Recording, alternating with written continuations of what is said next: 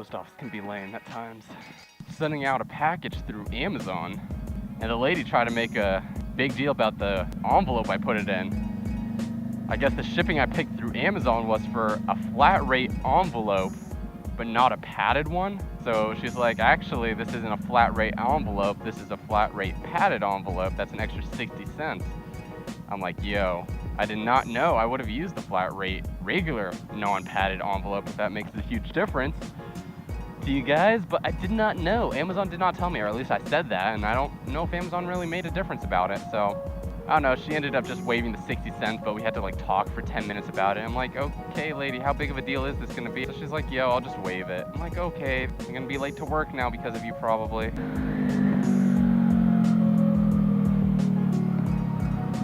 Well, you'll see here, I am back on the CBR500R. I think it's been about a month.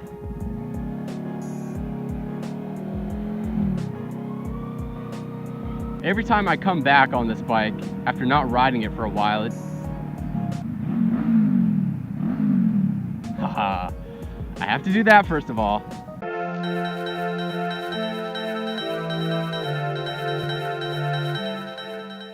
Second of all, it just feels like a completely different bike. I don't know, I think it's definitely the power difference coming, going from the FZ07 to this. Just the throttle zone, whatever the friction zone is, just takes a little getting used to again. Like, you have to rev it up a little higher to get it moving from stop and go like this. Shifting also doesn't feel as clean now. I think I can start to really feel the distinct difference between the FZ07 and this bike now. Like, on the FZ07, you definitely don't have to crank the bike quite as hard in order to get it to feel peppy. Likewise, I can also tell that the FZ07 definitely has a lot more low down power, whereas this bike, it's near that 75% mark, you know, around 6,000, 7,000 RPM that the bike really comes alive, whereas the FZ07, it's much lower. I don't know quite where, but even in lower gears, just cranking it a little bit is going to make the bike feel so alive. In some future videos, I want to go into detail about more of the differences between these bikes now that I've had them for a much longer period of time, because I'm still getting questions on both, or my series of videos on the two different bikes. Bro, I need you to get to the side. People asking about which is a better starter bike. I'm still thinking the CBR500R is the better starter bike with absolutely no background experience, but with background experience, you can go to the FZ07 right away. Bro, come on, get out of the way. I'm backing off here because this guy's weird. Why are you in the left lane? Jeez, man, get out of the left lane. It does feel good to come back to this bike, though. There's always something about it that excites me.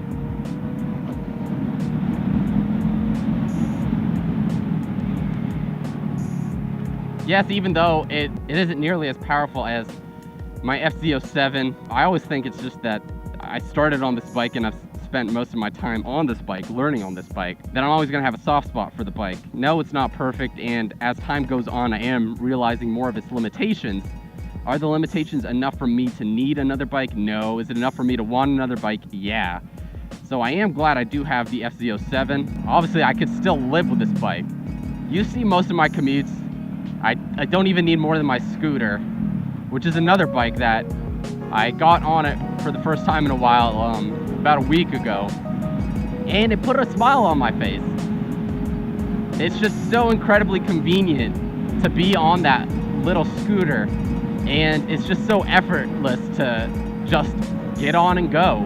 Controls are just easier. You don't have to shift, especially with stop and go traffic. You just have this whole benefit of a scooter that you don't get with a motorcycle. And I know I beat it like a dead horse when I talk about my scooter, and a lot of you, actually, you know what, it's cool. A growing number of you are coming to my channel, finding my videos when searching for the PCX 150. So I'll definitely continue to make more videos like that. Getting back to this bike though, if you didn't know what problems I had,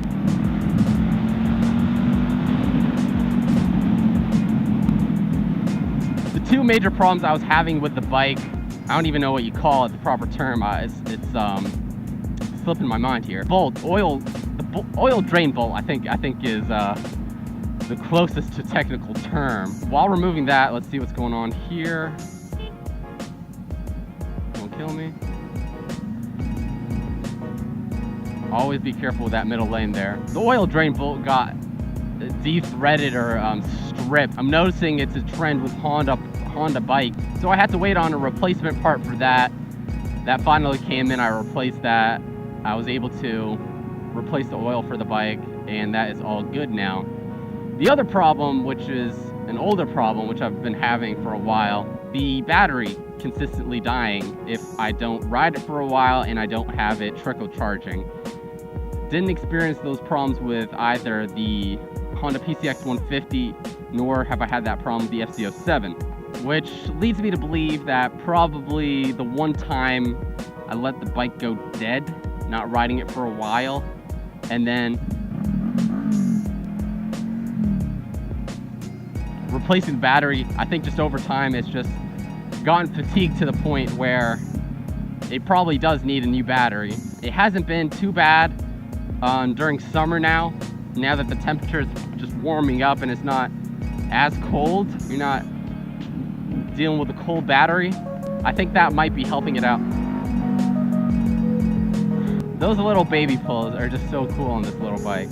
I do think, however, this bike might have two potential other issues right now.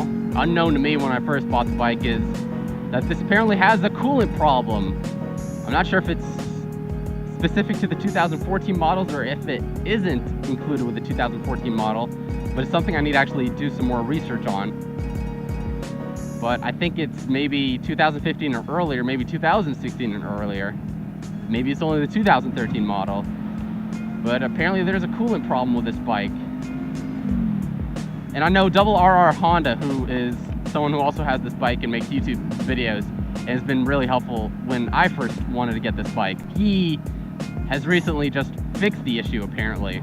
But it is a concern to me that I might have that in the future, and that's one, gonna be a cost issue. Two, it's gonna take up time. Always beep when you ever see cars coming at you. It doesn't matter if it's embarrassing. I'd rather be safe than sorry. So that's one issue I need to be aware of.